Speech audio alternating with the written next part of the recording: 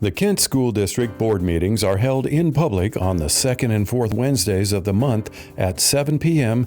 at the Administration Center in accordance to the Washington State Open Public Meetings Act. Regular meetings include presentations and reports dealing with district operations, as well as time set aside for public comment.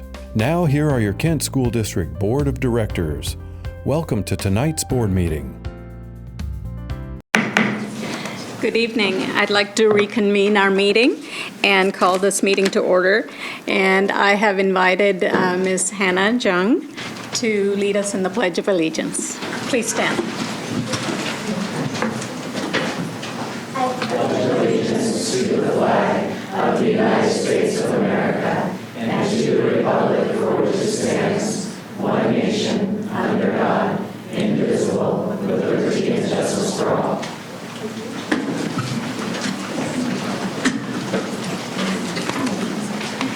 Thank you, everyone. Welcome to the first meeting of the school year, and we're happy to see everyone here. We'd like to start by saying that this is a meeting of the board, which is held in public to comply with the Open Public Meetings Act, and we allow opportunity for public comments later in the agenda. If you would like to speak or if you would like to address the board, fill out a blue card in the back and bring it to the dais. And if you wish to speak to an agenda item, please indicate it on the card and your name will be called at that portion of the agenda item. You will have 3 minutes. Dr. Watts, are there any changes to the agenda? President Venkatasalam, members of the board, Ms. Halley, there is a supplemental personnel report which was added to the consent agenda, and a printed copy is before you on the dais. All right. I'd like to ask for a motion to add the supplemental personnel report to the consent agenda. I so move. Is there a second? I'll second that. Do we have any discussions or questions? Okay. All those in favor, say aye. Aye. Aye. All those opposed, say no. Motion passes. All right. First up on our agenda tonight is a recognition of a National Public Relations Award. And we'd like to call Executive Director Mr. Chris Loftus to introduce key staff whose work was critical to the design and production of these two publications. President Venkatasalam, members of the board, Dr. Watts, Karen, we are always happy to come to you with these sorts of things. Our protocol in the district is to recognize at board meetings state and national awards. And for the last several years, we've been able to celebrate some national awards from the National School Public Relations Association.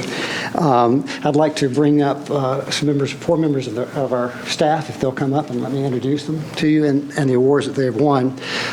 These publications and productions that we do are submitted to the National School Public Relations Association.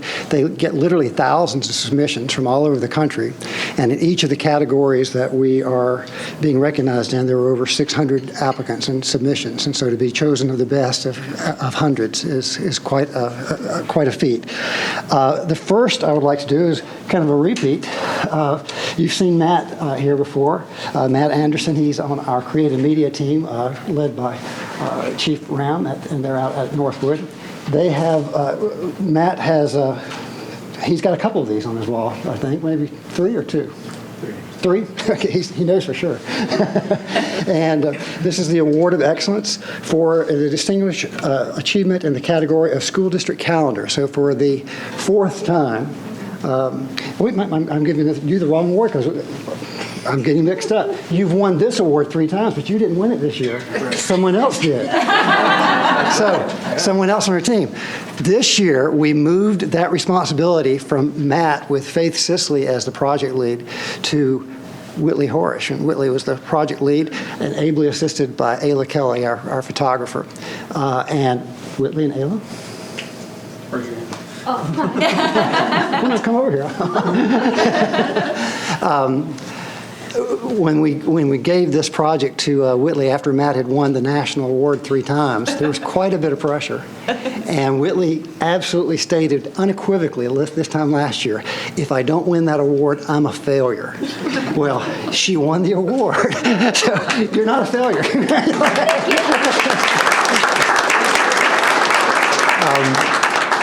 The thing about calendars, too, is that they run out of usefulness at the end of this month, as a matter of fact. So we still have a couple of boxes. So if you'd like an autographed copy, or if you'd like an autographed box, we'll be able to get this to you. So again, with Ayla's wonderful photography and Whitley's wonderful graphic design, let's give her at least 2 round of applause. And then, now, Matt, so Matt's going to win his 4th national award, but this is for another project. And I'll bring, Faith, you want to come up and tell us, what did Matt do, what did you do, and what did Daksha do on this project? Good evening. This project was for the Cultural Voices Awareness Resource Guide that we put together earlier this year that you had seen. And I also want to mention Daksha has also been a big part of the effort in coordinating all the meetings where we gathered all the information from our voices of our community. And then Matt, I sent him a Word doc. I don't know how many pages. A lot. Probably 30 pages, you think? Yeah. Just Word text. And he designed the whole handbook or the resource guide. Pictures and how it all laid out and titles. It was just turned out. It was his vision that made it come alive. So thank you, Matt, and thank you, Daksha, for all your help on that. And so let's give him a round of applause. We've got a problem in that Ayla and Whitley share the same office, so we know where that award's going, but these 3 have 3 different offices. So we may have to take, the picture we take tonight, we may have to put 3 different copies of that. So if you wouldn't mind, we'd like to get pictures of our award winners over with you. Come on over.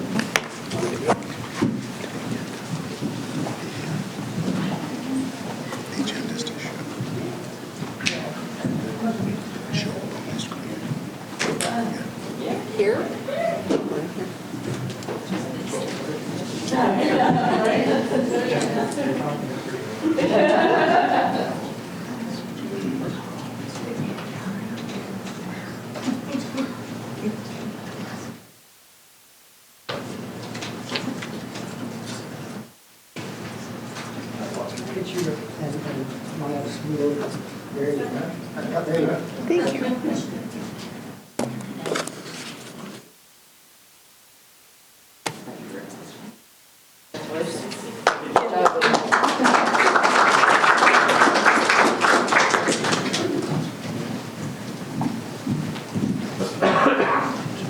And the last thing I'll say is, it's not the awards, it's the importance of the work that was done. And so while we celebrate nice pieces of wood and metal and nice words, well written, what we really need to celebrate is people having the commitment to do the absolute best they can to serve the students and the staff of this great school district. Thank you.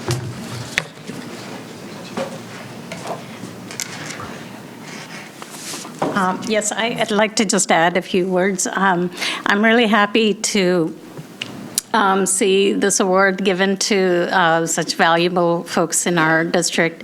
I've personally gone into some of the community forums, and I know Daksha and Faith, you put all your efforts into that to making it successful, and having a reach with our families is really important, especially those who don't have a voice. And so thank you so much for all your work, and also our work on our calendar and social media and all the other things that you do in public relations. Okay, next up is the 2017-2018 budget presentation, and I'd like to call Mr. Mike Newman and Mr. Ralph Fortunato to present information. Is Mr. Fortunato here? Yes.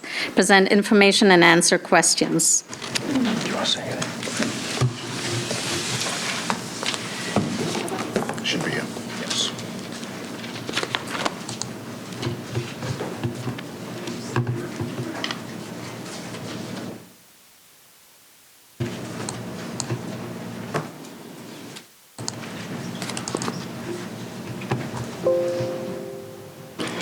Well, good evening, President Van der Osselum and Dr. Watts, members of the board, Ms. Howley. It's guess I will say a privilege to be here this evening to share with you our budget for the 17-18 school year. We are disappointed in what we're bringing to you tonight. We have been working extremely hard throughout the year, and over the past year we have had many challenges as we've addressed budget shortfalls, and we continue to experience those challenges. Last week in our work session, I told you that we would bring forward to you a budget this evening that has a positive ending fund balance, and I'm pleased to say that our team worked diligently with our human resources team as well as our business services team led by Mr. Fortunato and Ms. Tyler to bring forward to you tonight a budget that puts us in a positive position to end the 17-18 fiscal year. What we're presenting to you tonight is the first budget for 2017-18. And I say the first budget because we will be back again in the fall after we have gone through official enrollment counts and we know what our students are, we know what our staffing is, so that we have a very solid picture of what this next year will bring. So this evening, as we look at this, we are going to be focusing on 5 different funds. The fund that operates the general operations of the district every year is the general fund. That is the fund that we are speaking about here in my opening comments. The other 4 funds are the Capital Projects Fund, which allows us to do our construction and also to do the tech levy program throughout the district. Our Debt Service Fund is the fund that we utilize to collect taxes and pay back the service on the debt or our principal and interest payments for the bonds that have been approved by our voters. The Transportation Vehicle Fund is a separate fund that allows us to purchase our school buses, and that fund does not pay for any of the driver pay or the operations of the day-to-day pieces of the transportation program. And then the last fund is our student fund, our Associated Student Body Fund, and all of the revenues and expenditures that are there are generated by the students for student activities. And so with that said, the next piece is to give you a little bit about the adoption process. By law, school districts in the state of Washington has to formally adopt a budget by August 31st. And so tonight what you'll have is the formal budget called an F-195 that will be for you, and then there will be a resolution that follows this presentation and the hearing for the board to vote on and approve. The board, upon passage of that resolution, is assuring what our maximum expenditures would be for the year. That's the cap of what's there. If there were to be things greater than authorized with that, school districts must bring back a budget extension for the board to approve. So that's the budget adoption process that we have.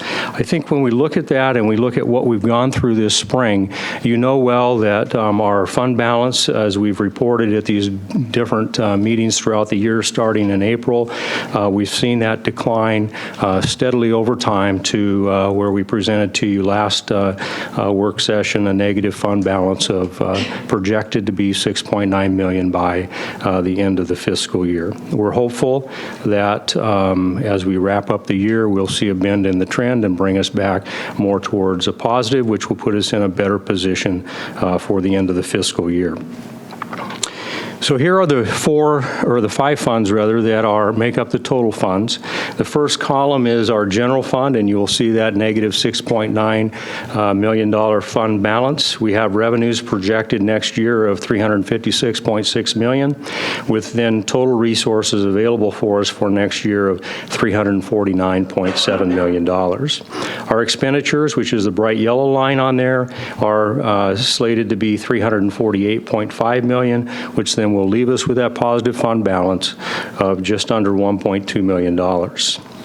In the capital projects fund, again, you'll see the beginning balance being $72 million. That's because of the bonds that we sold last year, and then has had some expenses with that. We have additional revenues that later on Ms. Tyler will share with you, and then our total available resources is $84 million. We anticipate spending just over $74 million next year to end that fund with $9.7 million.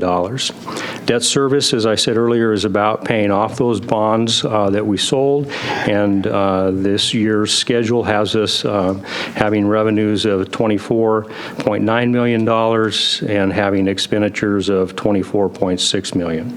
The ASB, our students have a budget of just and revenues of just under $4.2 million and expenditures of $4.3, and they bring forward a ending fund balance of $1.7.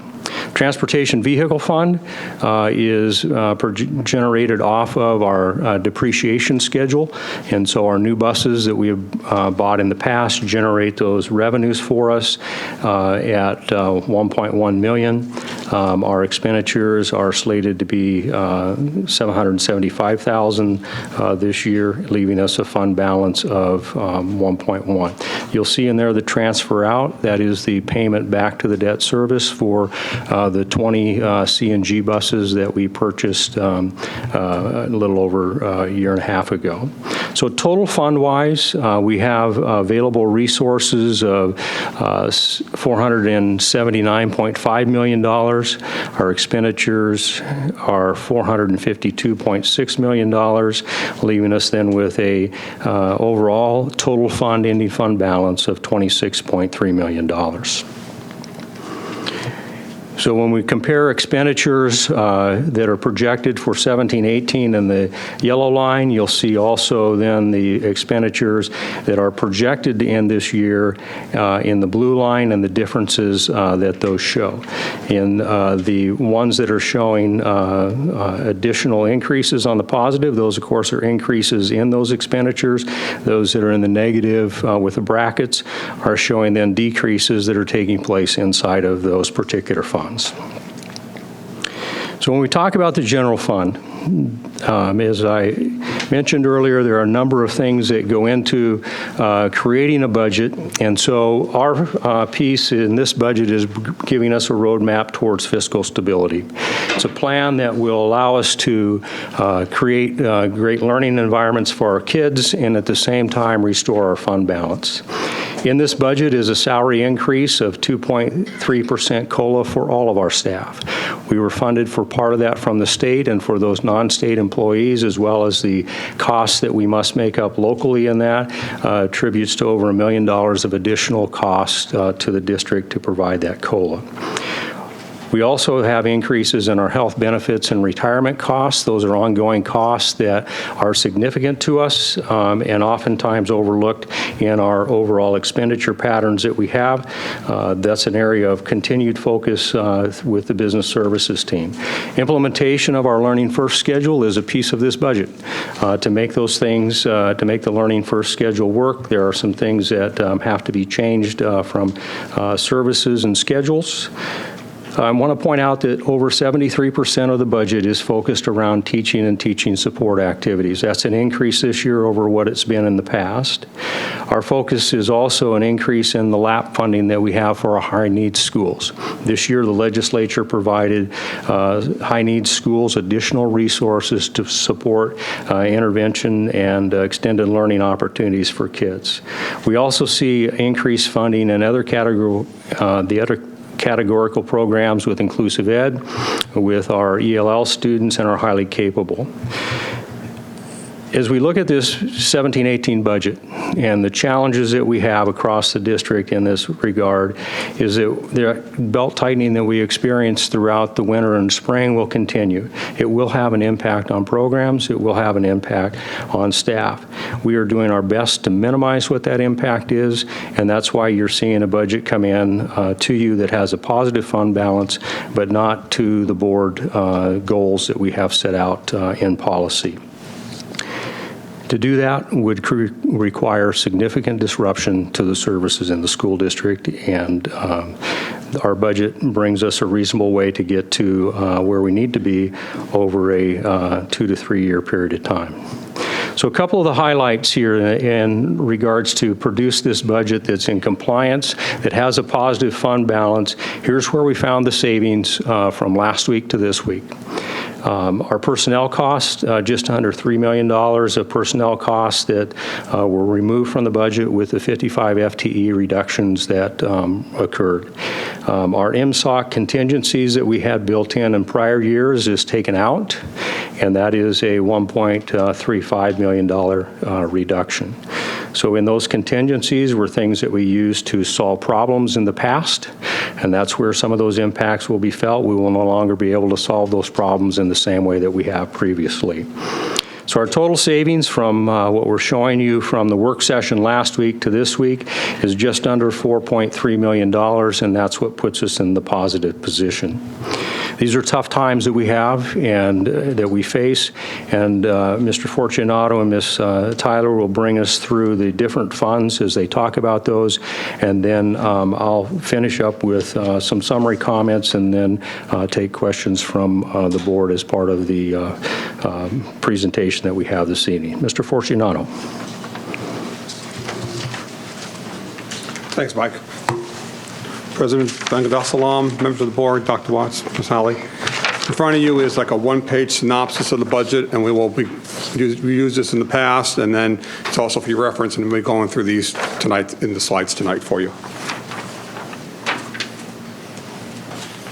So this is comparing the 16-17, the current year budget with next year's budget, and you see the differences there with certificated salaries, basically flat from budget last year to budget this year. Classified salaries and payroll, so personnel costs are up $3.9 million, and then our MSOCs are up, are actually down $1.5 million from last year to this year.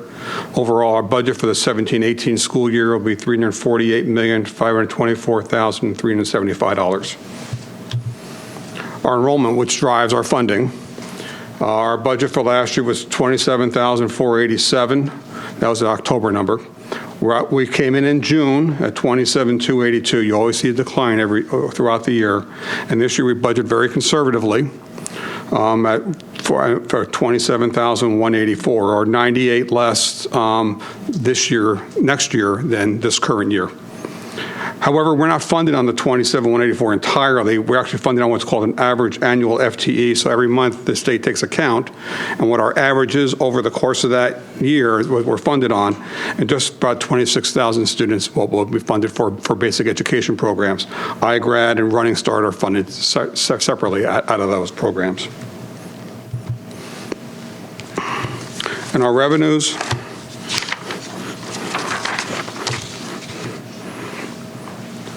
The revised budget is where we think we'll be this year. That's the green column on your sheet there. The revised budget is where we think we'll end up this year. Typically, we come in about 95% of our budgeted revenues, and if you take 95% of the 349, that is $331.8 million. So we think we're coming right about where we plan on the revised budget. Next year's budget is $356.6 million. You see where the bulk of it is in state general purpose, which is our apportionment. The next is local taxes, and then our federal dollars. And graphically, here it is for you. 70%, just about 70%, 68.8% of our budget comes from the state, and both state grants like for ELL and LAP programs, and the major part of it is our apportionment dollars. Local taxes and local non-tax. Non-tax would be your food service revenue and interest we get on our fund balances, any fees that we collect. That's just about 2%. So our locally is about 21.5%. And then the federal government is 9.58. The other revenues we get are insignificant. They're about like less than 1% of our total budget. On our expenditures, these are our programs. This pretty much tells you I call it the why we're here: regular instruction, special education. The bulk is in regular instruction, up $1.7 million over the revised budget of $203 million, where we think we'll end up this year. And then special education at $44 million is the next largest part of the budget, and as far as instruction goes. And then support services are at $61.6 million. Graphically for you here, 82% of our budget in 17-18 will be in instruction, from regular instruction, special education, career and technical, compensatory, which includes your Title I, and Title II, and LAP programs, other instructional programs, and community services. 17.7 is in your support areas, which include food service, transportation, the business office, human resources, those services. The objects are pretty much the what of what we do. Certificated pay objects are going up from the revised budget. That's where we think we'll end up this year, right about 156.7. Next year will be 159.9, or an increase of about $3.2 million. Classified will be down 1.7 million. And then your payroll taxes will be going up from where we are right now, $1.1 million. And you see materials and supplies, contract services. One thing I like to point out on contract services is people ask, what is that? Well, as I showed last week, the major part of that is utilities. Running start is in that. About $5.8 million is running start. You have insurance is also in contract services. The top 5 items of contract services are about 60% of our total contract services budget. Here it is graphically for you and showing over the last 3 years. 14, 15 actuals, and then as you see, 15, 16, 16, 17. And that is 16, 17 is the budget. It's not where we'll end up. That's where we budgeted last year. I didn't have enough room on the page. And then you have 17, 18, and then you have where we are. You can see the growth in each of the areas there. And here it is in the pie chart for you.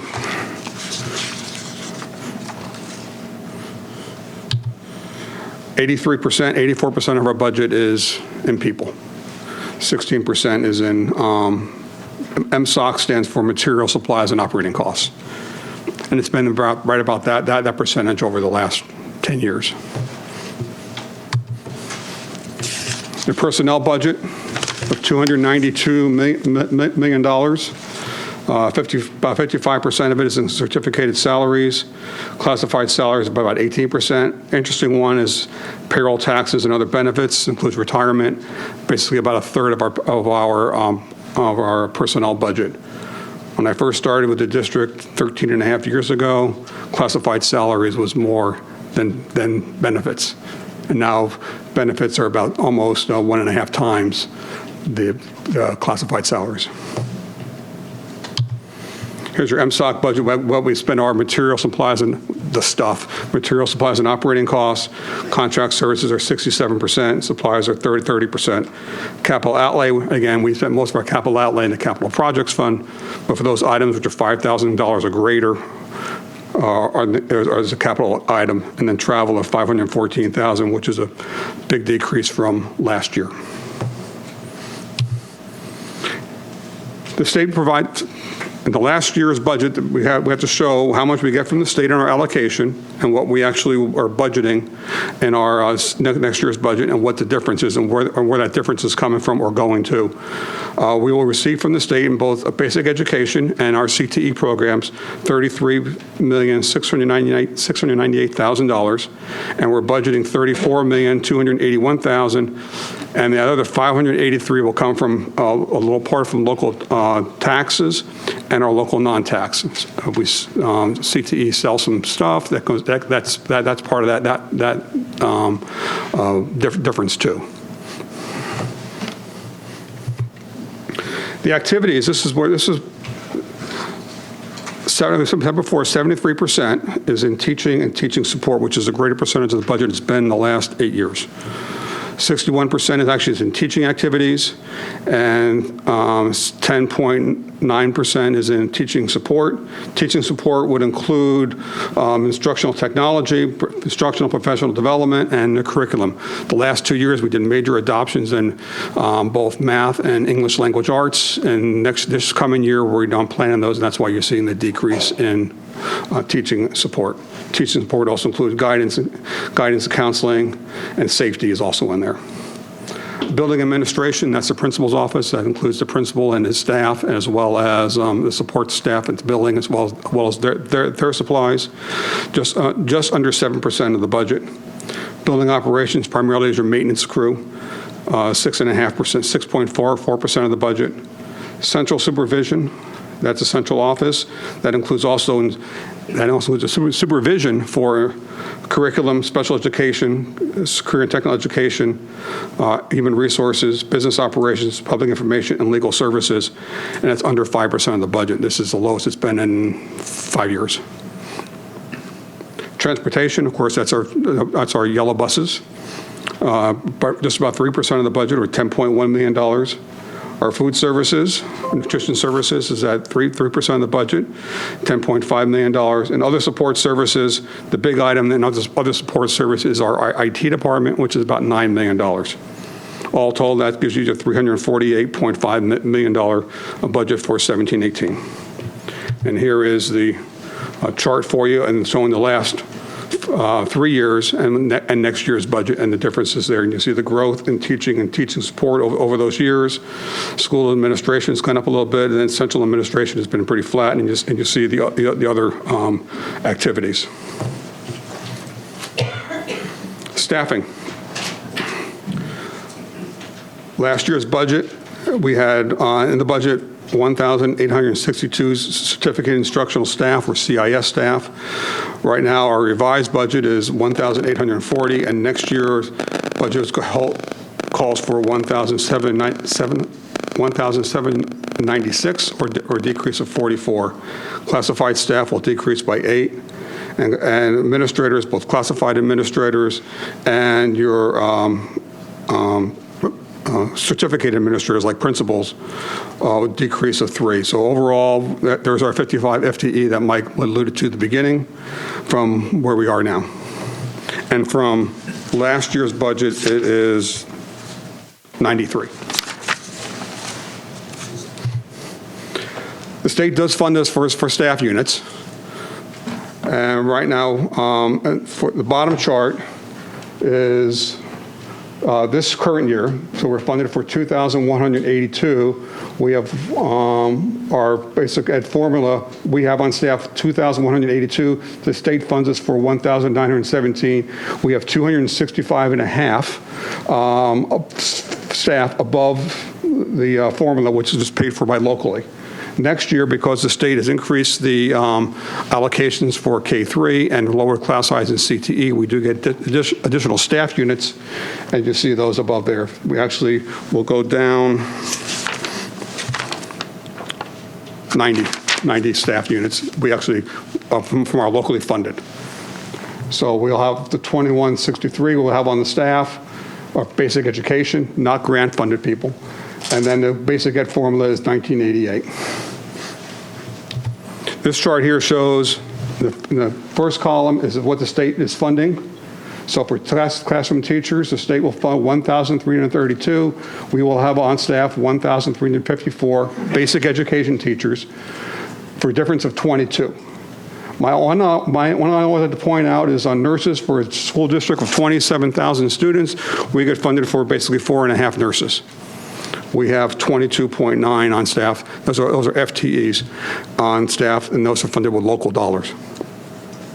Another one I would like to point out too is our IT department. For a school district of $400 million, we get funded for 15.2 FTE in IT. Of course, we have 46 on staff. And you see the ones that were above the state allocation are all the yeses, and the ones below. The family involvement, those are funded through, we have those are funded through Title I. Our levy. This is our about 20% of our budget. Levies go over 2 calendar years, and that's what's showing here. So our voters authorized for the 2017 levy at 82.3 million, 82.3 million. However, due to the state formula and the levy lid law, we can only collect $73.2 million. Next year, in 2018, the voters authorized a levy of $67 million, and then we can collect all of that. So between the 2 years, you see how that works out. We'll get in the fall, 47% of our collections in the fall and 53% in the springtime. And if you add those together, it's not quite 100%. That's because not everybody pays their taxes on time, unfortunately. So we'll collect next year. We're budgeting $69.8 million in our levy. What does the levy pay for? Well, I mentioned all those staff units that the state is funding. Well, they don't fund 100% of those salaries. So the local has to pick up the difference there. And that's about $60 million between the funded units and our above formula staff. $45.7 million for the salaries, and then the payroll taxes on top of that is another $13.5 million, or $59.2 million, or basically 85% of our levy goes to salaries. A small portion, $159,000 for our MSOC, materials, supplies, and operating costs. It comes out of the levy. And another big part is the unfunded part of special education, which is, again, we have to pick up locally, about $8.9 million. And the non-to-from transportation, so special programs transportation is non-to-from, and that would be covered by, again, the local levy is paying for that. And there's our $69.8 million levy. Earning fund balances. Ending of 2015-16, we ended with $3,847,172. This current year, we have to have some reserves, such as our inventory and the prepaid expenses, our grants and food that carry over, that we get the money, we have to carry those over. That's another 1.3, and our self-insurance programs, such as workers' comp and unemployment, is another $1,325,000. So our unassigned fund balance is a negative $10.3 million, which will leave us an ending fund balance of a negative $6,946,487. Next year, our revenues to expenditures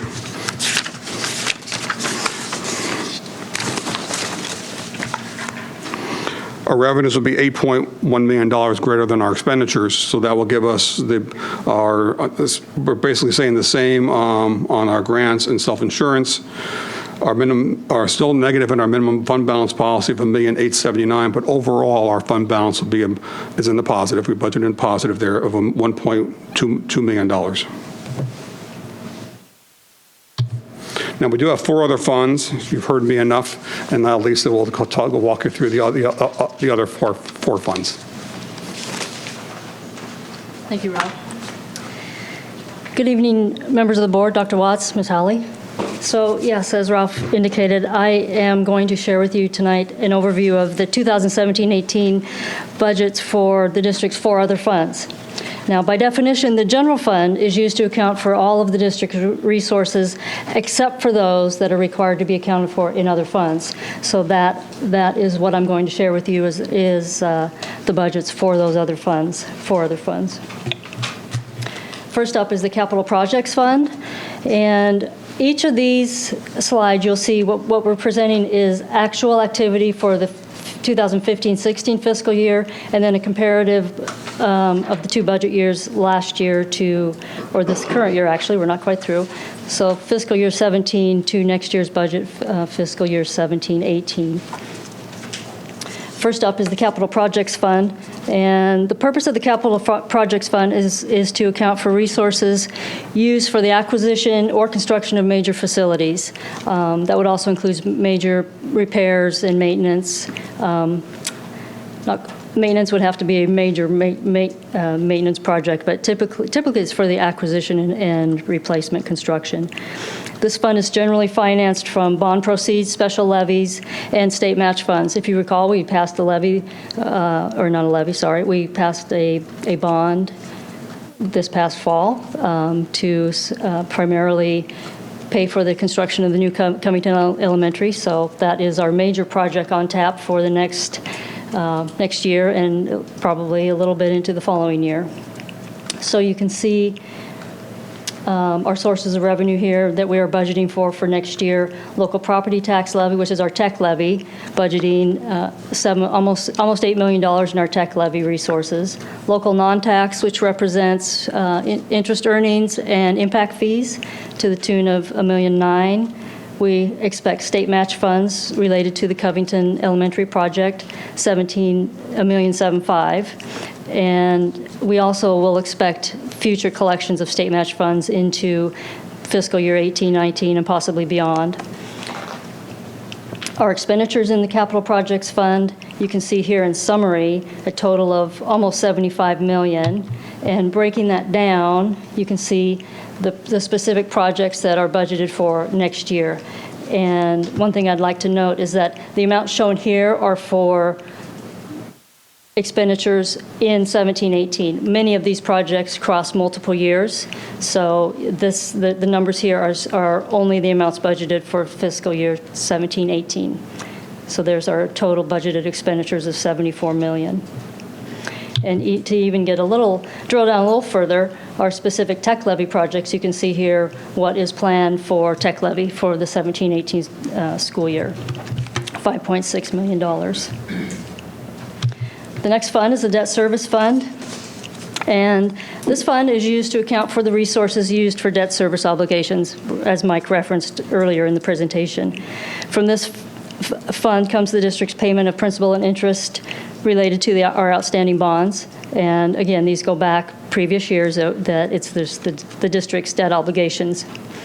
Each year, the district has to certify its levy for the upcoming year, which is we would ensure that amount is sufficient to cover our debt obligations for the upcoming year. So again, you can see here, this is essentially just what we are scheduled to pay out in our debt service requirements. Principal payments of $16 million, interest payments of almost $8 million, and other fees $375,000. The Transportation Vehicle Fund, again, this is specific, strictly used for the purchase related to the purchase and related debt service strictly for buying school buses, essentially, and other transportation equipment, but primarily school buses. This year, we are planning 4 to 7 new school buses, and that always is dependent upon need and the actual cost of the buses, but right now we're planning on between 4 and 7. The revenues for this fund come from primarily the state revenues in terms of depreciation reimbursements. Small amounts come from investment earnings, and if we should happen to sell some of our equipment, our transportation equipment, the revenues would also go into this fund. And the last fund is the ASB fund, the Student Body Fund. The resources for this fund, I think everybody knows, primarily comes from fee collections from students based on their optional, non-credit, extracurricular participation in certain clubs, classes, things like that. And even though these funds are under the control of the district, I think I can say it's required that student participation is involved in the management and decision-making of these funds. So you can see here the various categories: general student body, athletics, classes such as the class of 2018, 19, et cetera, various clubs, and then private monies, donations, and whatnot. And then the related expenditures for those same categories. Okay, I'm going to turn it back over to Ralph, and he'll discuss levy amounts. Thank you. This page here will show you how our property taxes for each fund, the general fund, the capital projects, the debt service, and the total, this current year, 2016-17, our total levy was $102 million. Next year will be $101 million. You look at this thing a million times, and you find a mistake. Fall of 2017, the capital project should be $8 million, not $7 million. So that will change, and this will be reposted tomorrow. But I just It should be $8 million there in fall of 2017 and not not the $7 million. So we will collect $101.8 million, and not the this year we're collecting 102. Next year will be $101.8 million. And it also shows the rollback we had in 2017 from $82.3 million down to $73.2 million. I also want to recognize two members of the finance staff. You saw Lisa and myself here. There's Sarah Dumlau, our internal auditor, and Allison Manns is also back there. Raise your hand, Allison. They've done a lot of work in the last 3 weeks on the budget. There's Julie Lottie, who does our financial statements. Hi, Julie. Raise your hand, Julie. Okay. So you see your name, but you don't necessarily see the face there. And they all do a yeoman's work in the finance office. And with that, I'll turn it back over to Mike. We'll talk about our next steps.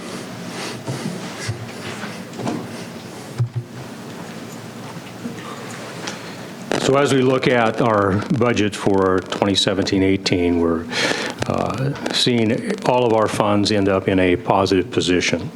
The work that we have to do is significant, and as we look at our general fund areas, there are significant changes that need to be made in our processes, significant changes that need to be made in regards to how we generate and track revenues and expenditures.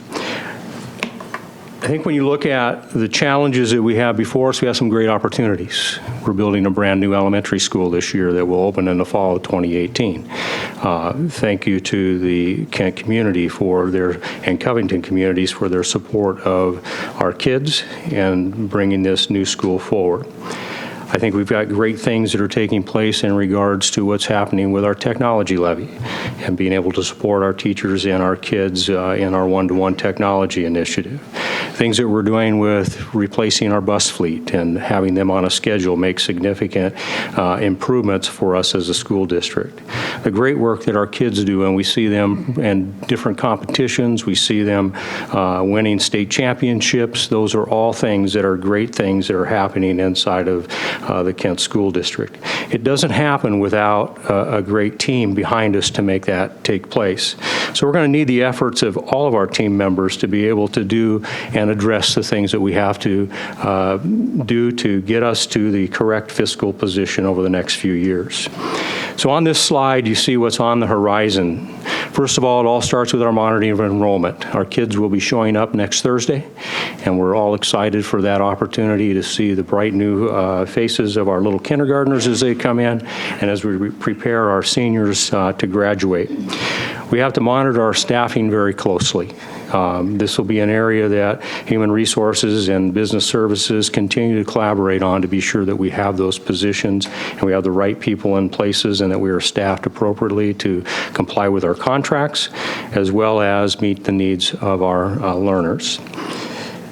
This fall, we'll be bringing to you, as I mentioned earlier, a revised budget.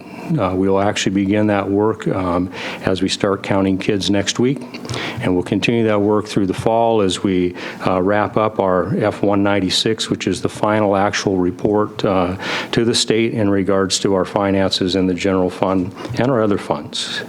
We'll continue to constantly monitor those revenues and expenditures. We'll be working with our program leaders. We'll be working with our building level leaders to provide them the information they need to be able to make appropriate decisions related to expenditures and related to our cash flow and our revenue.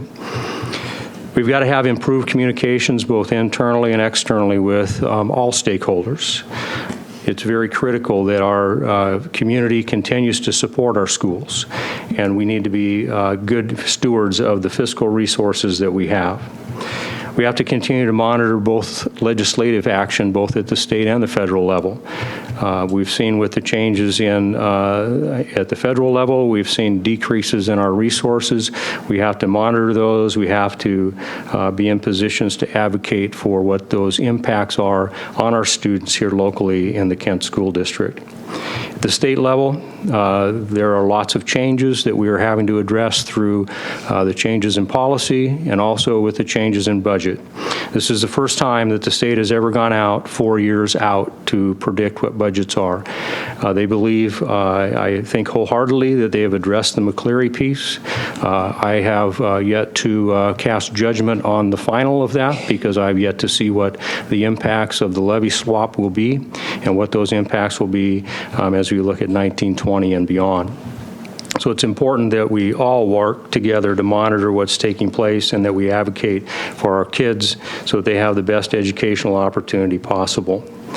And our goal through all the things that we're doing is to continue to work at increasing our general fund ending balance, because that is the lifeblood of what takes place within a school district. As I said earlier, I'm not proud to bring to you a budget that has a $1.1 million fund balance. That fund balance really needs to be at $18 million plus for us to not ever be having these conversations again. And that's the goal that we have, to get there over the next 2 years to be in a solid fiscal position. It's going to take the work of the board. It's going to take the work of our human resources, the business services team, all working together with our teaching and learning partners, as well as our support services to make this work. These will be challenging times. We will have tougher decisions to make as time goes on. And so a $1.19 million fund balance needs to improve, and we've got to be able to help all of us do that. I think as Team KSD, we are ready to take on that challenge and move forward with it, because that's the type of people that we have in the Kent School District.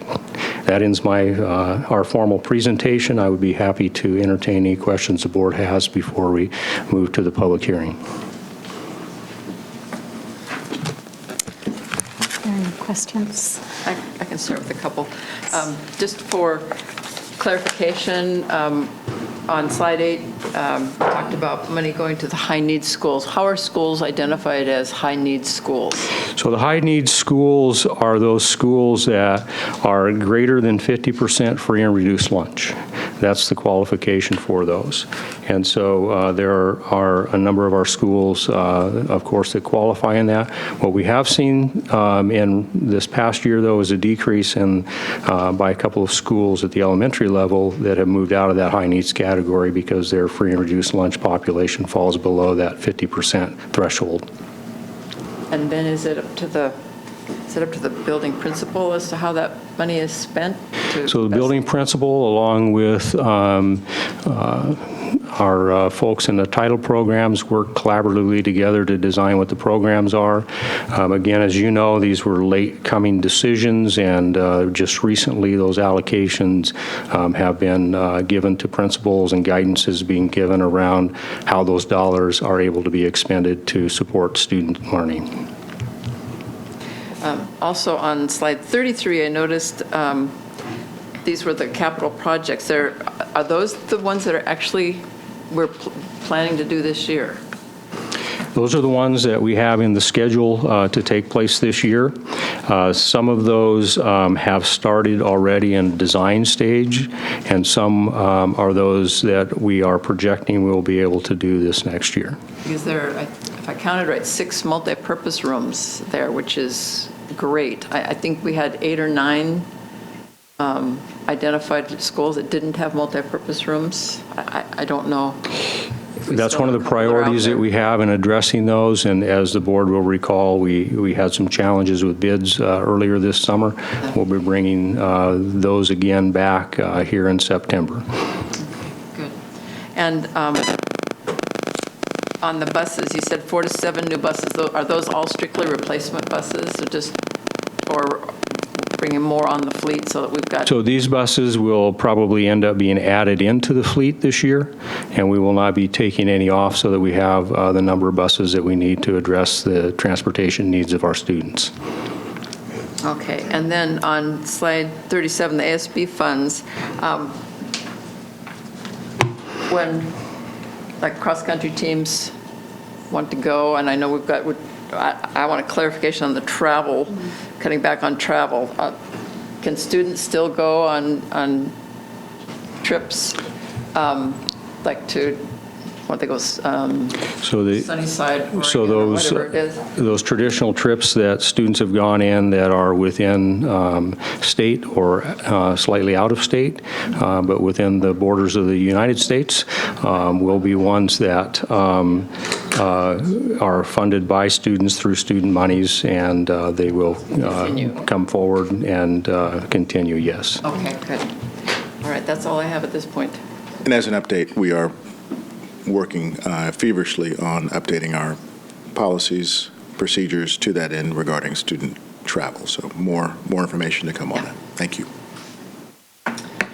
Yes, on slide 9 with some of the budget highlights on there, one of them was a reduction of 55 FTEs, and so Mr. Newman, can you say a little bit more about how those were decided and Sure. where those are? So those reductions, about 34 of those FTE were through our staffing allocations in the springtime based upon what we needed to staff our schools. Another 10 to 12 of those were positions that were central office positions that people had decided to retire or to take a position somewhere else, and those were not filled. And then another approximately 10 of those positions were ones where we had people who were relocated from coaching positions into classroom positions. And then slide 40 and things on the horizon that we'll be implementing. And I just want to say I was really pleased to see that we'll be having a revised budget in the fall. So it really demonstrates to me that we're going to be tracking more closely our revenues and expenditures. And so I was interested in learning a little bit more about plans or strategies for monitoring the revenues and expenditures more, and then also that improved communication to internal and external stakeholders. So in the monitoring part of things, what we need to be able to do is provide our administrators of program exact numbers on where they are within their program areas. And so we have a number of different systems that are used currently and standardizing around those.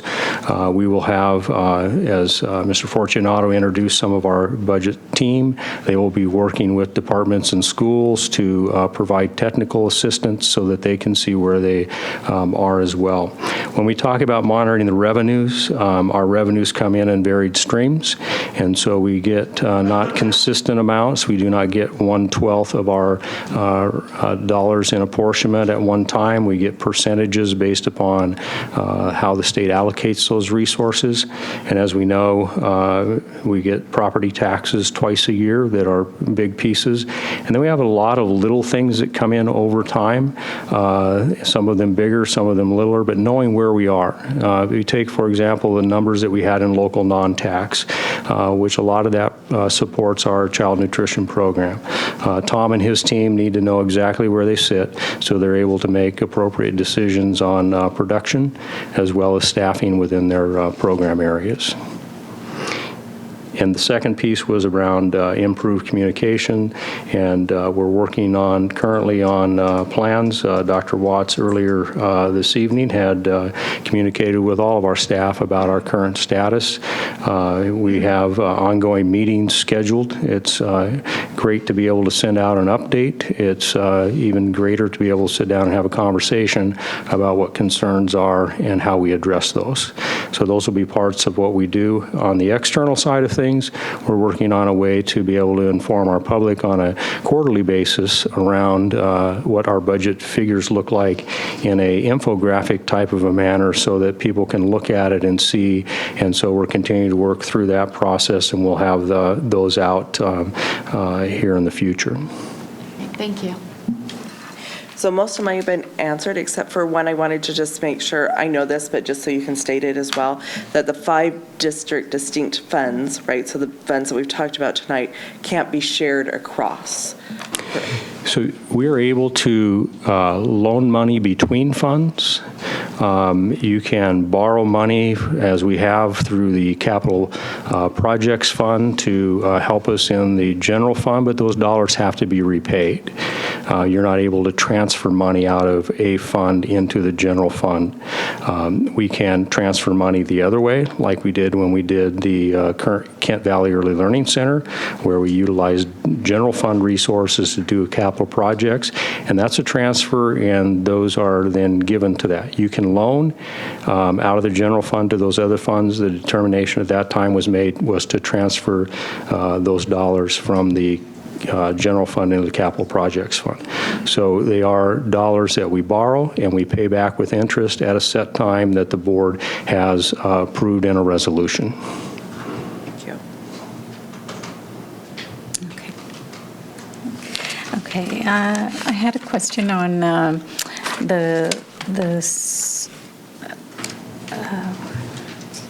the contract services part, and I know we've talked in the past that it includes utilities, phone, running start, et cetera.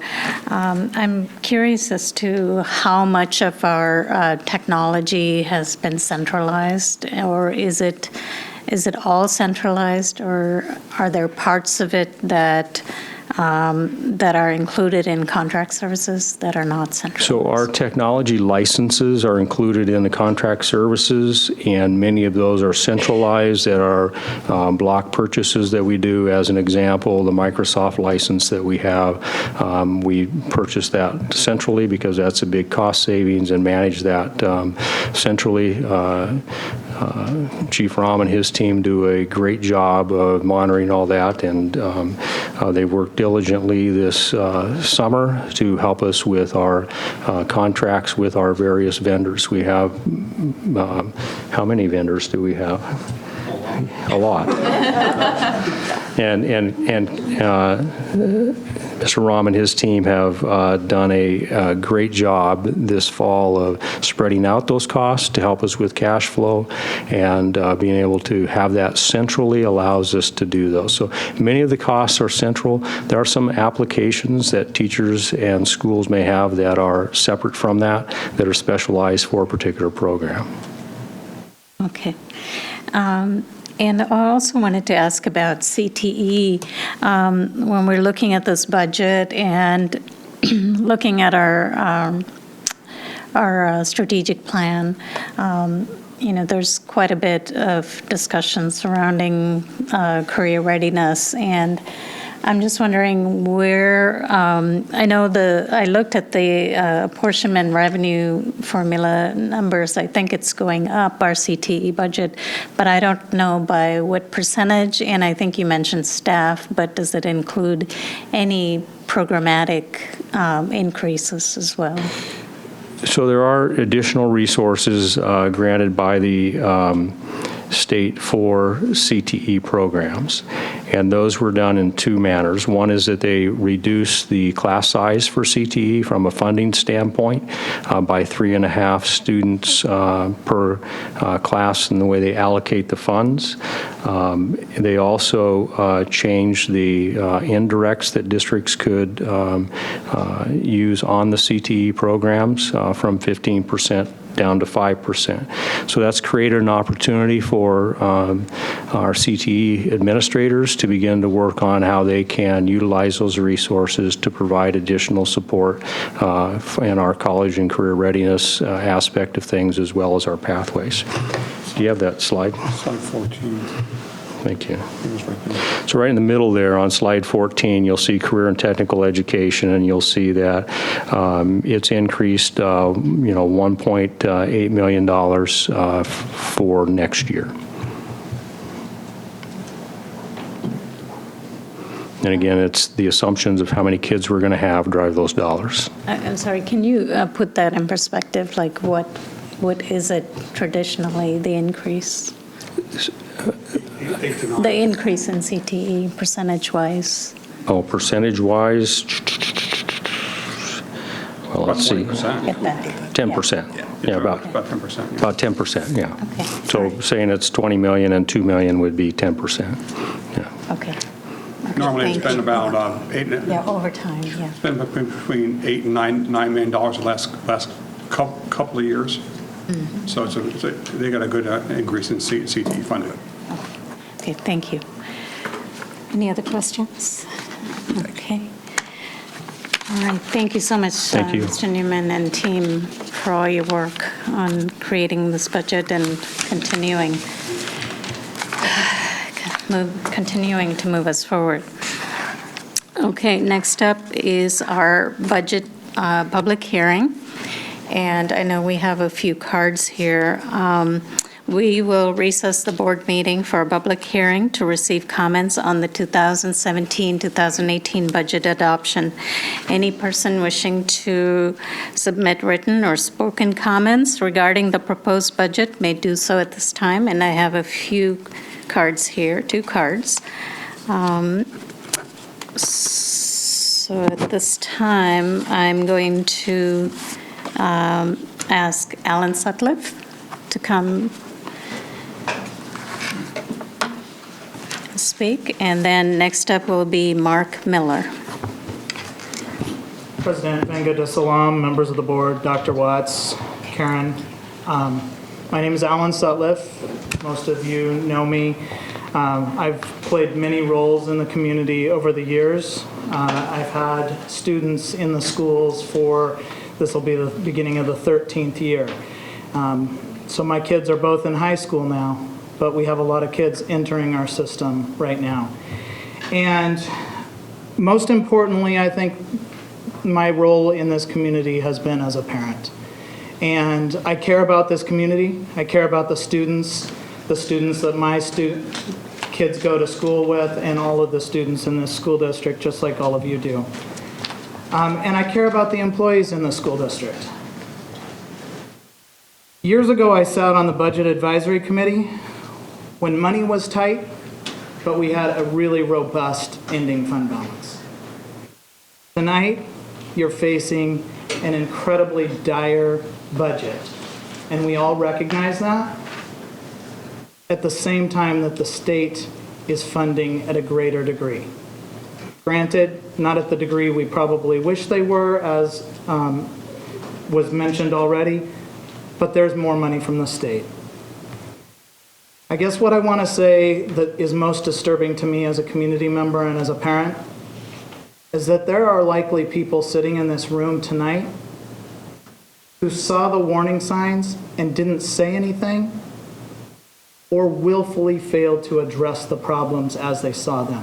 And that's disturbing to me, but now we as a community need to pick those pieces up and make sure this does not negatively impact our students and the employees who work the closest with our children. One example of that still disturbs me from the budget presentation is there were 52 certificated and classified staff less this year and only 3 administrators less. I get it that those are proportional, but those are the people who are the closest to our children, are the certificated and the classified staff.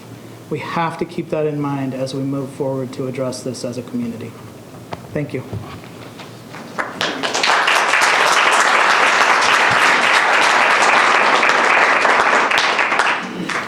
So I'd like to thank the superintendent and the board for allowing me to speak.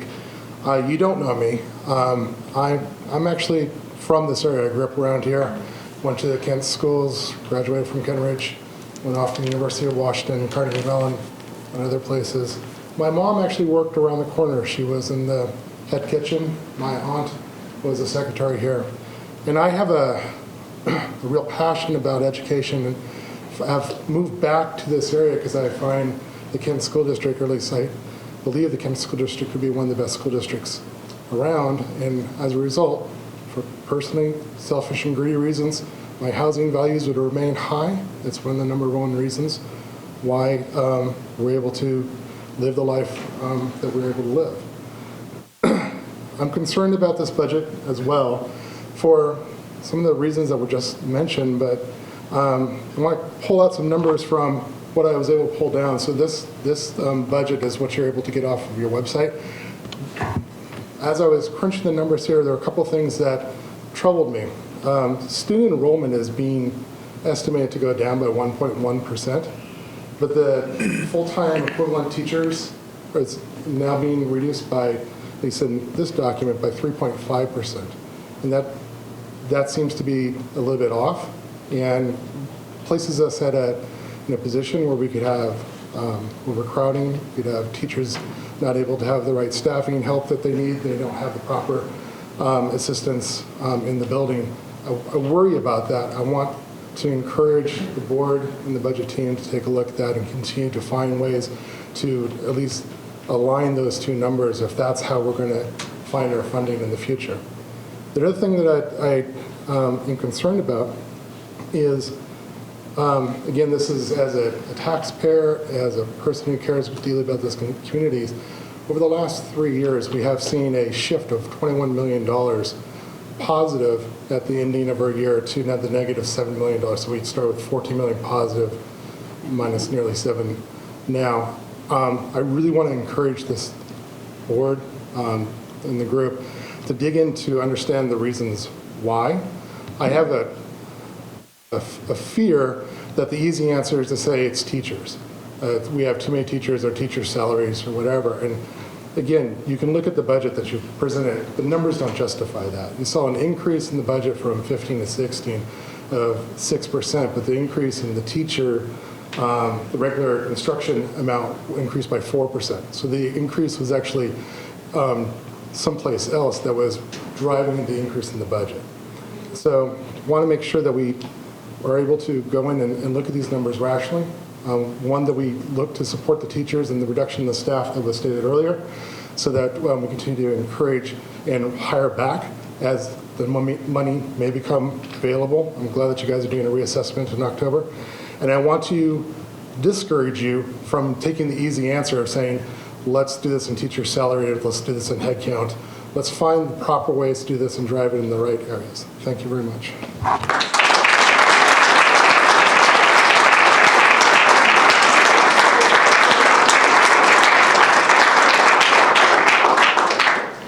We also have Austin Freeman here to speak.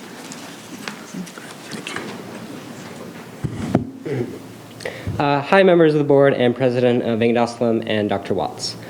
So I'm going to start off and say this fall, particularly next Thursday, as school starts, I am a Running Start student, and I will be attending classes both at Green River College and at Kent Ridge High School. And in the budget, I heard, quote, Running Start is separate from the general fund. Now, maybe I heard wrong, maybe I just don't understand it, but one thing I would like to say is way back earlier this year, when the spending and hiring freeze was implemented, part of it, they said, was due to the district hadn't specifically foreseen the changes in enrollment, and that specifically included a high increase of enrollment in Running Start and also iGrad. And for just to hear now today, Running Start is separate from the general fund, and specifically the actual money to pay for our tuition, the classes, it's different. Then why was a spending and hiring freeze implemented on the general fund if Running Start is different from the general fund? And the other thing really is also on slide 33 that went over the specific capital improvements. As I said, I go to Kent Ridge, and I know the 2 registered voters in my house specifically voted for the bond that was passed last November. And the only reason why they did it was because they saw that the Kent Ridge High School Performing Arts Center, and specifically that part of the wing of our school, is going to be redesigned. And I saw today on that slide that isn't going to be happening this year. And I understand that you have to do certain projects each year. Hopefully that will get done before I graduate from Kent Ridge. And I understand that's a little bit delayed, but as someone who took drama classes last year, I saw all the hard work that my drama teacher, Miss G, had to put into not just redesigning our stage for each of the individual plays, but the whole foyer, the different variety of decorations that go up depending on as students do during passing time. And I just had to say that was a little bit disappointing to me. The other thing is the ASB fund, specifically, I don't understand, I don't foresee why it would be in any sort of negative balance, specifically as that is approved by the students, and it specifically goes from school to school. But I would like to specifically say thank goodness that ASB fund is in a positive balance, because I know, as I am a member in 2 different clubs, specifically at my school, and they use good deal of money. Granted, the clubs, specifically JSA and Key Club specifically, they do collect dues, and that goes in the ASB fund. But I am glad that the whole ASB fund does have a lot of money left over, and that will specifically vary at Kent-Ridge. But I'm glad that money is left over because I know Key Club and Kent-Ridge JSA, we are planning conventions to go to different parts in the state. So I'm glad that that money is there. So thank you.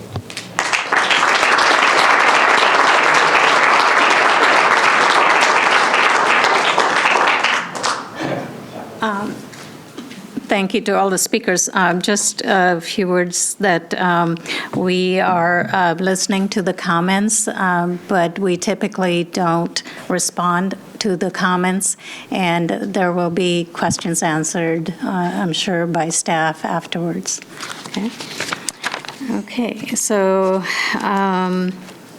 this hearing that there are no more comments, this hearing is now closed, and the regular meeting will resume. Okay, next on our agenda are Board of Directors discussions and approval.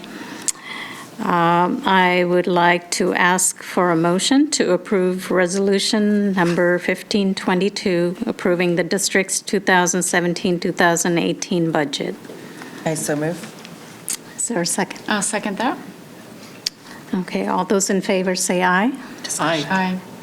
Oh, sorry. Are there any discussions or questions? Just did that. All those in favor say aye. Aye. All those opposed say no. Okay, motion passes. 5.02, second reading and adoption of new policy 5009, workplace civility. I'd like to ask for a motion to approve second reading and adoption of policy 5009, workplace civility. I so move. Is there a second? I'll second that. Are there any questions or discussions? There was, under the first paragraph, I think I'm in the right place, under workplace civility, there's one sentence in there that just seems to be kind of, to me, confusing. It's uncivil conduct has a negative impact on non-school environments and creates hostile work environments non-conducive to the accomplishment of the district's operational goals. Not sure what that says. And is non-conducive a word? Is it unconducive instead of non-conducive? Probably can speak to that. Thank you. Good evening, President, members of the board, Dr. Watts, and Ms. Howley. Yes, I agree. That is not a word, is it? So we'll make that adjustment.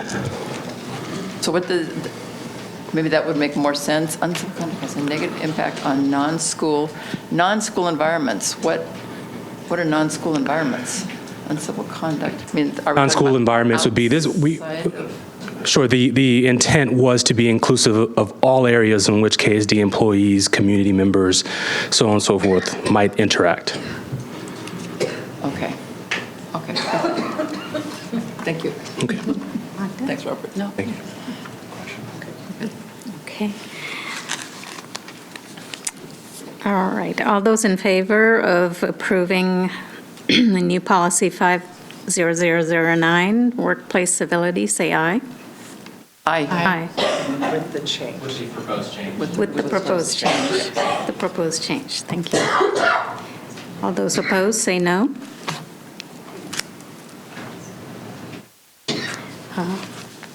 Motion passes.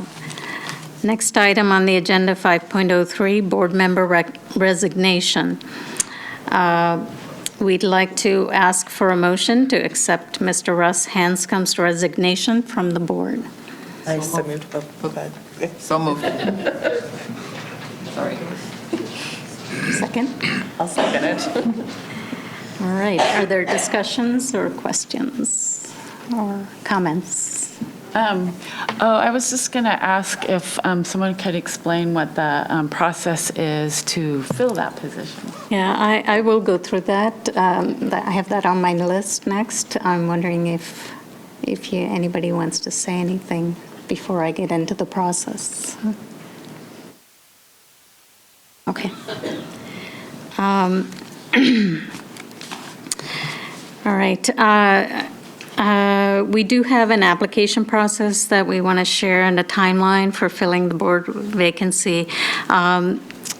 We will ask everyone to contact the superintendent's office for the application packet, but the process and timeline is as follows.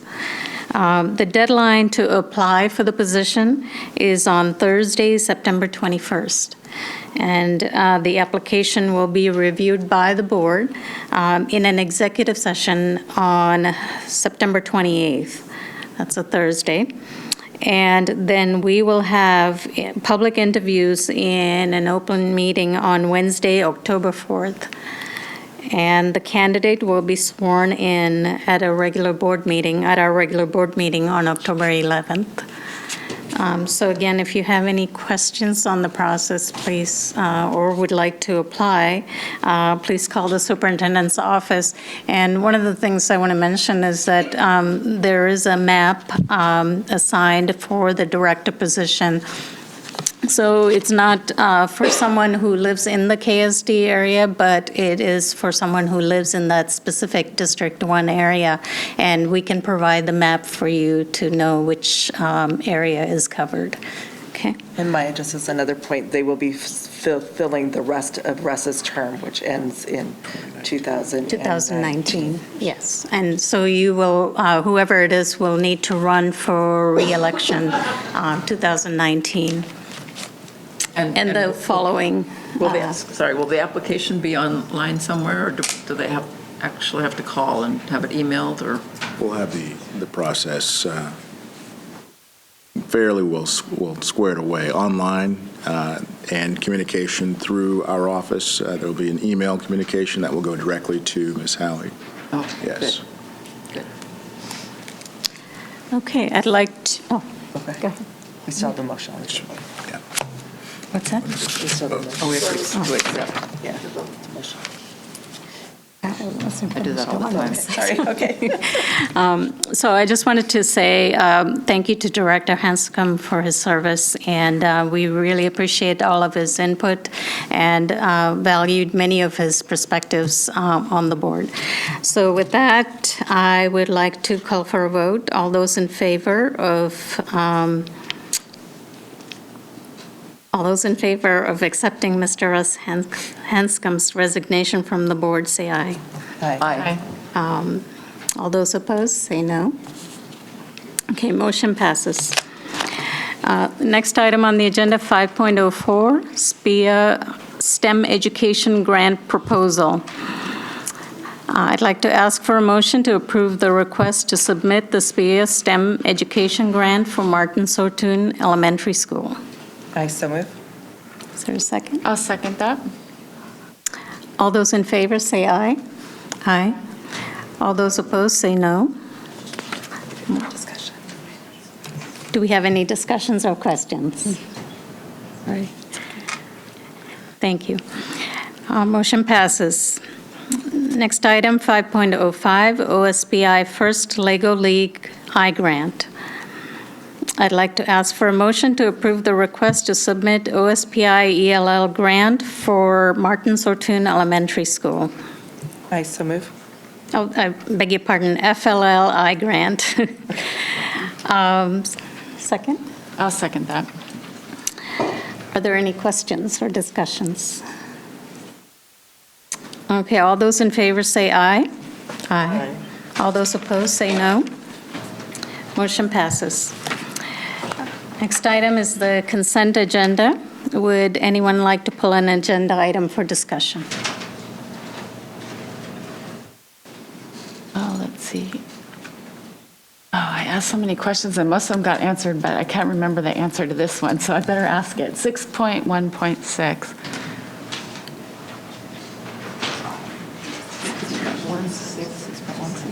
6.16. Starts. Yes. Yeah, 6.1. 6.16.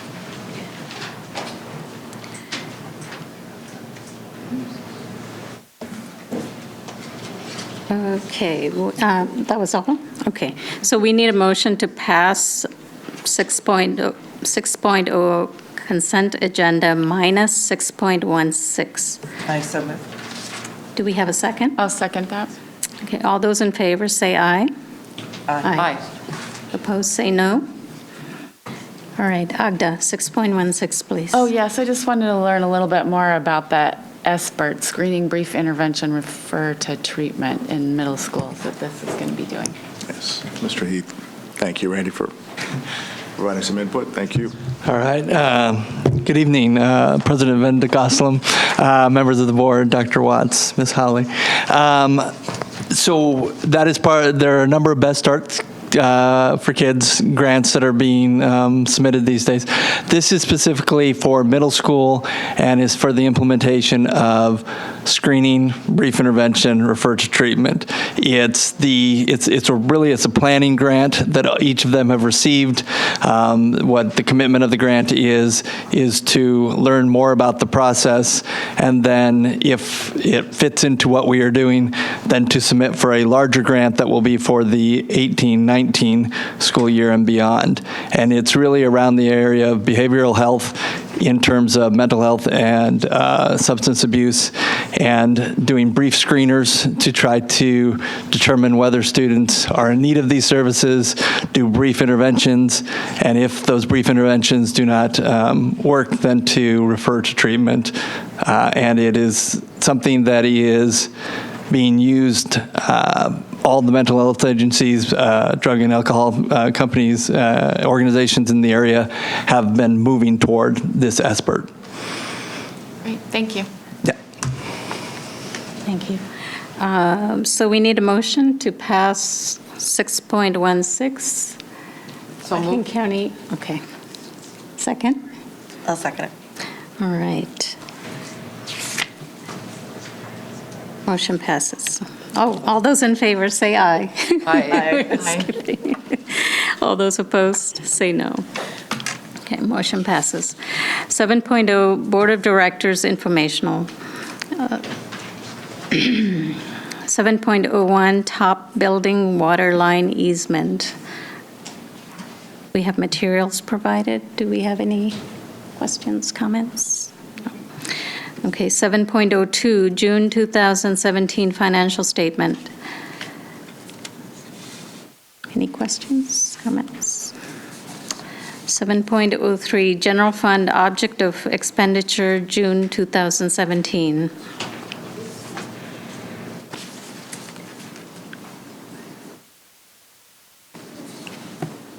No questions. Okay. We are now down to our communication, 8.0 communication from the audience. And I have a card here from Teresa Young. Teresa Young? Yeah. Ms. Young, okay.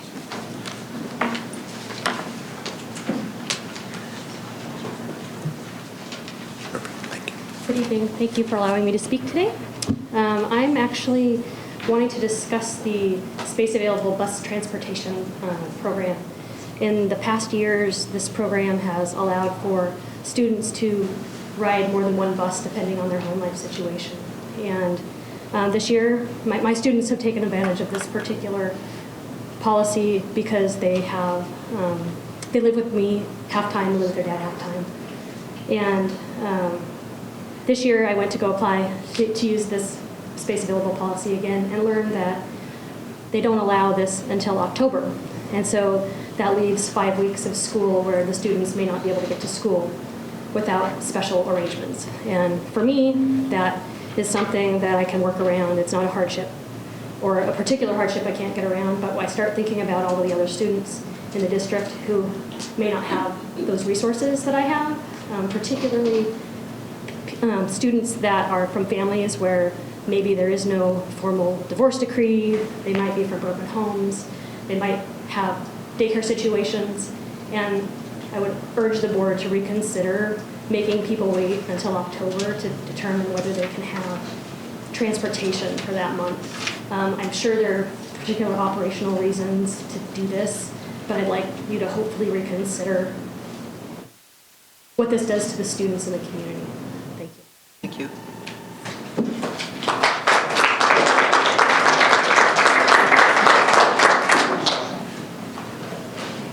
Okay, there are no more cards, so we will hear from our superintendent's report. Again, thank you President Venkatasalam, members of the board, Ms. Halley. This evening I would like to begin with a reminder and reinforcement that it is back to school time. And it's a time of renewal, it's a time of excitement, it's a time of back to school sales of school supplies. And those who have and may not have, it's an opportunity for us to provide support to those who are in greater need. It's also a time for us to remember that our children's safety is our number one priority, just obviously before we can ensure that they are learning at high levels, and the amazing teachers and support staff who are here to ensure that they are teaching and learning. I want to remind everyone to be careful as students are either walking to and from school each day, and that there are large yellow vehicles that will be moving rather swiftly, not too fast, but enough to get our students to school on time and back to home. August 31st, ready or not, and we will be ready, our students are going to be arriving. That's all. 3.5 minutes. It's a tough crowd. We earn our stripes every day. Here we go. That's good. With that, and again, this evening was also a great deal of time was spent on our investments that we make each and every day. One is our time, the other is our talent, as our human resources, as well as our treasure. In this case, in terms of our financial resources, it is not a secret, and it should not be, that we are in financially challenging times, is the safe way to put it. However, we are going to be better as a result, not on the backs of any individuals in particular, but we, as I've said, while I certainly accept responsibility, while the reality is these challenges occurred well before my arrival. At the same time, when I say we are here today, which means we're here today to make sure that our fund balance, to make sure that our ability to provide resources for all of our children as well as the adults who are serving them to the extent we can, that we're able to do that and do that well. What I have shared this evening is the beginning of ongoing communication. That ongoing communication will provide updates, as Mr. Newman and staff have mentioned.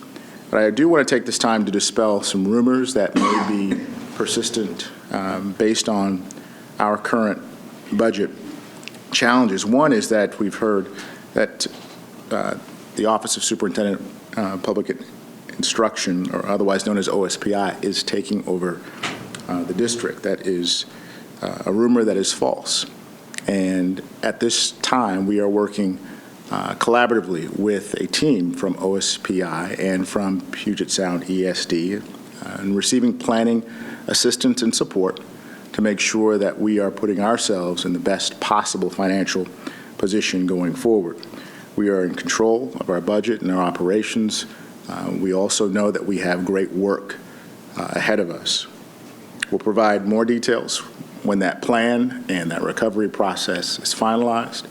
The second rumor that I want to make sure that I address is that this has been a result of misuse of district funds. And I will tell you that over our past 4 years that we are monitoring the investments that we've made in our people, our programs, our services. I wish I could say that they were free. They are not. They are resources that we have to make sure that we're managing even more effectively now, even with our 20% MSOC reduction, even with our administering very strict spending and hiring measures. We did not meet our goals. And with that, we also know that we need to be more judicious and prudent, I should say, with our financial resources, and we will. But I do want to let you know that what will not go by the wayside, what will not be left up to chance is our work towards ensuring our students have what they need. That includes the adults who are serving them. That includes those resources. So as we begin August 31st, 2017, 2018, the best year ever, and I plan to be able to say that every year, we also know that this is a sense of urgency and look forward to that sense of urgency turning into an improved result for us all. Thank you. That concludes my remarks for this evening. Thank you, Dr. Watts. I'll start. I attended the leadership kickoff on August 10th and really enjoyed it. The breakout sessions were very informative, and I wish I could have gone to more of them. I did 3 of them, but there were more offered. So I learned more about the social emotional learning program that they have going on over at Kentwood. I learned about human trafficking, which was very disturbing. And it just got a little bit more information about the Learning First program. So those were good breakout sessions.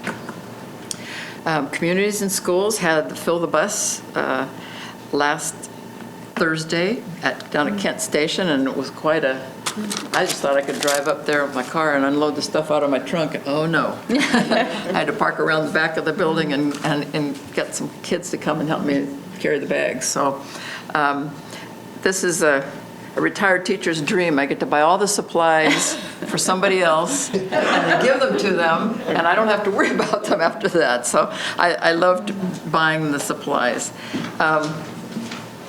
I'm looking forward to getting back with my 2 KSD mentees. I have one at Emerald Park and one at KPA, and I'm looking forward to working with them again.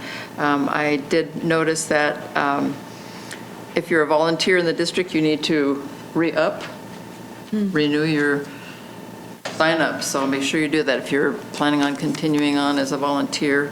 I also just really encourage, if you're not a mentor, sign up through Communities and Schools. It is so rewarding and so necessary.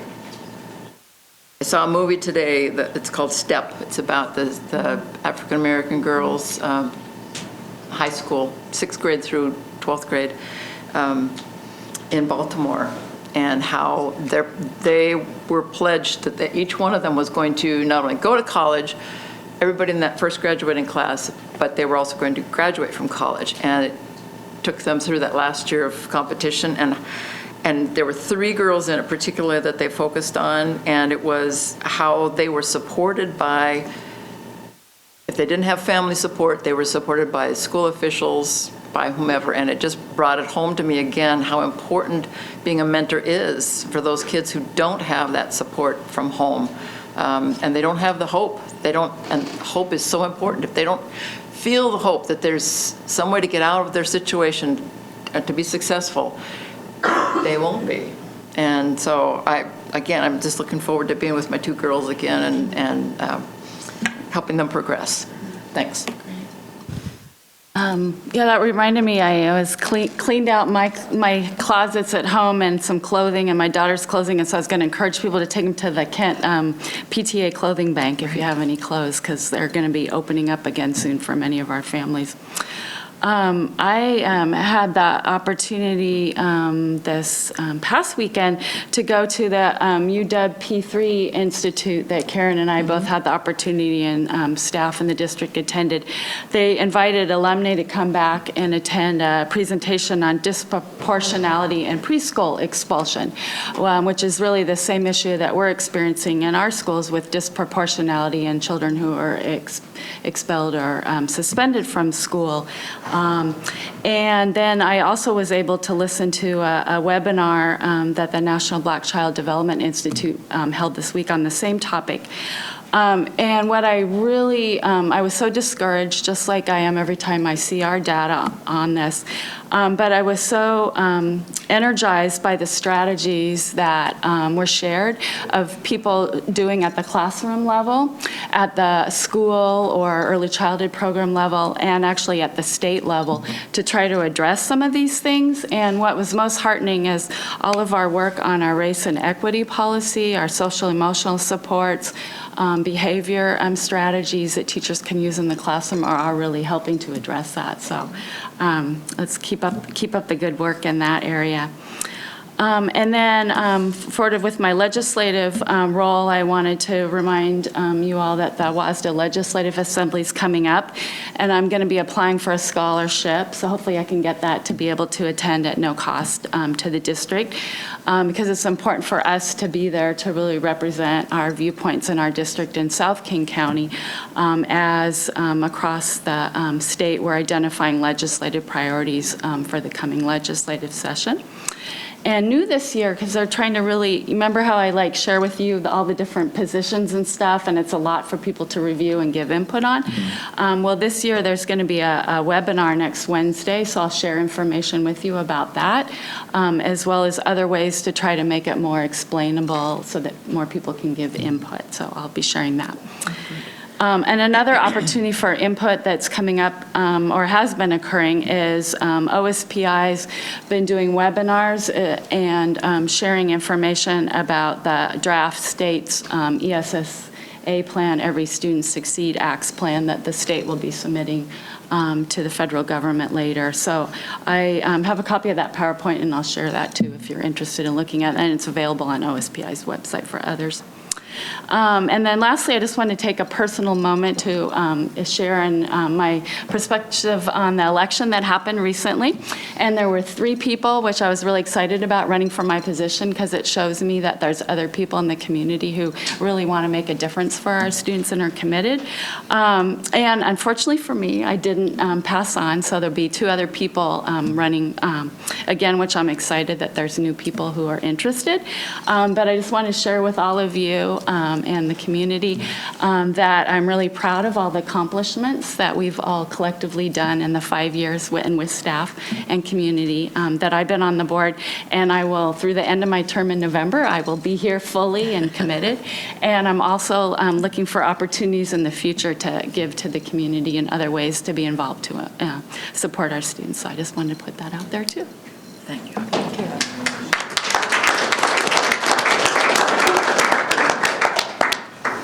So I just wanted to talk just a minute about some of the work we've done in our board governance superintendents meetings that we've continued over the summer. So we've been working, one of the things we've been working on is a calendar. Our goal is to have a calendar where we can show throughout the year what we'll be talking about throughout, as well as to help with the other initiative that we've been working on, which is having a student rep on our board. And I know I have an item that I owe that I will be getting to you shortly on our application and a little bit more on that process on that. But we have been working during the summer on those types of things to help with our being able to communicate as well as having people know what's coming up. And I'm also looking forward to being a mentor. I haven't heard yet if my guy is back at school, so I'm hopeful I get the same one, but I'm not sure yet. And just welcome back. I know we've got a lot of work ahead of us, but I know we've got the right team to make that work happen. But I do want to say welcome back. It's an exciting time of the year, and I know our students are anxious to get back into class. So thank you for all of those who are getting ready for your classrooms and to welcome back those students. I know my son is in his internship this year to be a teacher, and his excitement as he's starting to welcome back his students. He's going to be a kindergarten teacher and is very excited as he's doing assessments and working with kids. So I know it's an exciting time of year. So thank you for all you do. Well, I'd like to begin by first thanking Karen for for allowing me to fumble my way through today.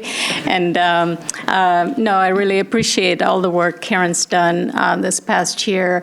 I don't think people know how much time she's put in to the board, being in the classrooms and doing the homework and being at every meeting. So it takes a lot of time and research, and so I just want to say thank you for serving as our president. I also attended the leadership kickoff, and I want to say how grateful I am for our leadership team to kind of come together during these difficult times, because it was really hard to be there at the meeting, because I know we all do, but I personally feel the buck stops with the board, when it comes to our finances. And I know Austin has done a great job of putting information out there. But I just want to say, as a board member, we take responsibility for where we are, and we're going to get us out of this. Because we're going to put teaching and learning in front and center. And we have the great people here, our new finance folks who have come on board, who understand our finances, who know how to work collaboratively with our educators and our community. And so I feel very comfortable in knowing that, we are headed in the right direction. It's not to say that it's not going to be difficult. All of us are going to feel the pain, including the board. We are giving up a lot of our things that we normally do, our trips. We haven't discussed it yet, but I'm proposing a lot of things. But all of us are going to feel the pinch in this. And I just want to thank our finance team. I know it's been incredibly difficult. This didn't happen overnight. It happened over time. But I do know that we have the steps in place to get things done. And thank you so much to our leadership team in the central office for working so hard, and our teachers and our educators. We know that this year will be really tough for all of you, and we really appreciate all the collaborative efforts in working together with our district. Thank you so much, and we hope you have a great school year. Thank you to our families as well. Okay, have a good night, and we are adjourned.